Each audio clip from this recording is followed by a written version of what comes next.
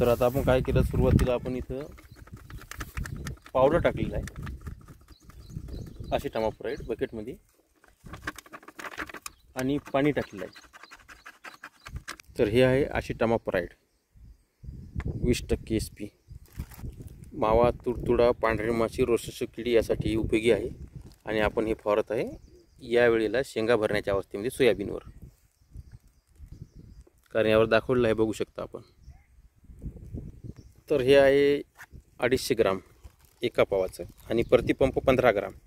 म्हणजे आपल्याला 15 सखी 15 × 150 आणि 15 सखी 90 म्हणजे 17 पंप याच्यात होतात. आणि आपलं क्षेत्र जे आहे या शेतामध्ये 3.5 एकरमध्ये 17 पंप हे सहज शक्य आहे, कारण एकरी 5 पंप पडतात. सोबत घेतलेलं आहे आपण इथं व्हेस्पा GSPचं. हे एक बुरशीनाशक आहे, कारण इथं चिबड जमीन असल्यामुळं आपल्याला हे आवश्यक वाटलं. आणि चिबड जमीन असेल तर काहीच टाकायची गरज नाही, कारण हे URUB प्रक्रियायुक्त असल्यामुळे सोयाबीन कशाची गरज नाही. तरी पण आपण हे मुद्दामून घेतलं, कारण इथं कुठं चिबड जमीन असल्यामुळं, पाणी साचल्यामुळं धोका होऊ शकते. त्यासाठी इथं बुरशीनाशक पण घेतलेलं आहे. यामध्ये आपल्याला प्रोपिकोनोझोल 13.9 आणि डिफेनोकोनाझोल 13.9 अशा प्रकारे आहे.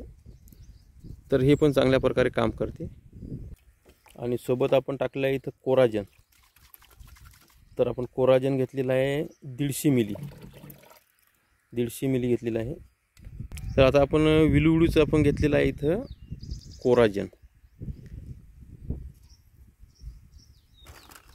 क्लोएंट्रिनिप्रोल हे घेतलेलं आहे आपण. तर हे आपण इथं घेतलेलं आहे थोडंसं 10 मिली. पुन्हा काय आपल्याला फवारणी करायची नाही, 10 मिली प्रतिपंप अशा प्रकारे इथं घेतलं आहे आपण. तर आपल्या याच्यात 17 पंप होतात. तर आपल्याला सरासरी आपल्याला इथं 8 मिलीचा आला आहे. तर 8 मिली हे आपण टाकलेलं आहे. तर अशा प्रकारे हे पण आपण 150 मिली घेतलेलं आहे, कारण यामुळं अळी वगैरे संपूर्ण संपून जाते, कारण ही शेवटची फवारणी आहे. आणि सोबत घेतलेलं आहे आपण इथं जिब्रॅलिक ॲसिड. पण याचं आपल्याला लिक्विड वेगळं करावं लागते, कारण याला देशी दारू पाहिजे. तर आपण देशी दारूसुद्धा आणलेली आहे सोबत. त्याच्यामध्ये याचे हे आहे 25 ग्राम. तर 25 ग्राममध्ये आपल्याला इथं 17 पंप करायचे आहे. तर हे साधारण 14 ग्रामचा डोस आपलं 1.4 म्हणजे 1 ग्रामच्या वर 0.4 अशा प्रकारे हे पंप येते. कारण याच्यामुळे फुगवण होते शेंगेची, आणि त्याच्यानंतर शेंगाची फुगवण होऊन जाडी लांबी वाढते, दाण्याची साईज, चकाकी, लांबी ही वाढ होते. तर हे सुद्धा घेतलेलं आहे. तर आपल्याला देशी दारू घ्यायची आहे इथं साधारणतः इथं 90 मिली प्रतिपंप. तर त्यानुसार आपल्याला इथं 17 पंपासाठी 17 बॉटल 90 मिलीचे आपण इथं आणलेले आहे. तर आपल्याला देशी दारू पण इथं याच्यात टाकायची आहे. कशासाठी? हे फक्त जिब्रॅलिकसाठी. तर ही आहे बॉबी. तर हे पण टाकायचे आहे. आणि आपल्या औषधीचं जे माप आहे हे अशा प्रकारे इथं 17 पंपाचं करणं चालू आहे, आपण इथं बघू शकता. आणि अशा प्रकारे आपण ही सर्व औषधी घेतलेली आहे. असिटामाप्राइड घेतलेला आहे, कोराजन घेतलेला आहे, जिब्रॅलिक देशी दारू, आणि सोबत घेतलेलं आहे आपण हे बुरशीनाशक. अशा प्रकारे एवढी औषधी आपण घेतलेली आहे.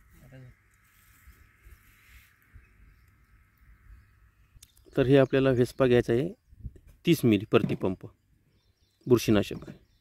आणि सर्व औषधी घेऊन आता आपल्याला या सोयाबीनवर फवारणी करायची आहे. आता फवारा आपण चालू करणार आहोत. तर इथं जिब्रॅलिकचं जे माप आहे तर जिब्रॅलिकसुद्धा आपल्याला इथं बनवणं चालू करायचं आहे.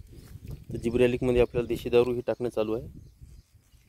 आणि देशी दारू एक तर जिब्रॅलिकला विरघळवते, आणि दुसरी गोष्ट म्हणजे थ्रिप्सचा अटॅक तो सुद्धा इथं पूर्ण संपून जातो, आणि पिकाला एक उड बसते, आणि पीक चांगल्या प्रकारे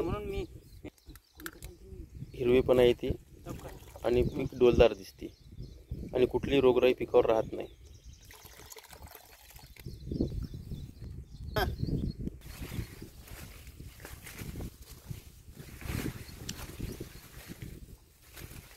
वाणेरांनी पण इथे शेंडे बरेच खाल्लेले आहे, कारण या आंब्याच्या झाडावर वाणेरं पण भरपूर येतात त्याच्यामुळं.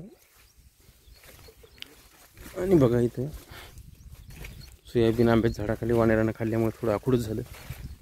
इकडे बघा थोडंसं चांगल्या प्रकारे वाढ वगैरे बघू शकता. माल कसा आहे बघू आपण. शेंगाचं प्रमाण बघू. शेंगा आता सध्या चपटी अवस्थेमध्ये आहे. अशा प्रकारे थोडा माल भरायला वेळ लागेल. या फवारणी होऊन जाते सप्टेंबर महिन्यात शेवटी सोयाबीन येऊन जाते, कारण बऱ्याच प्रकारे माल इथं कंट्रोल झालेला आहे. भरपूर माल आहे बघू शकता आपण.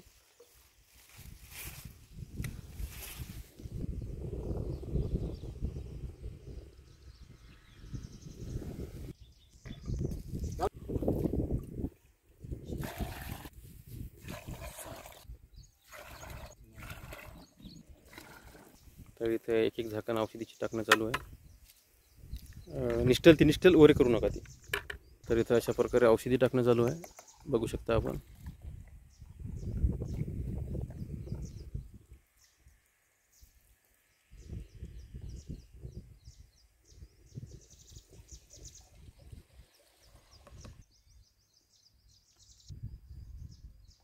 आणि आता आपला पूर्ण पंप भरणं चालू आहे.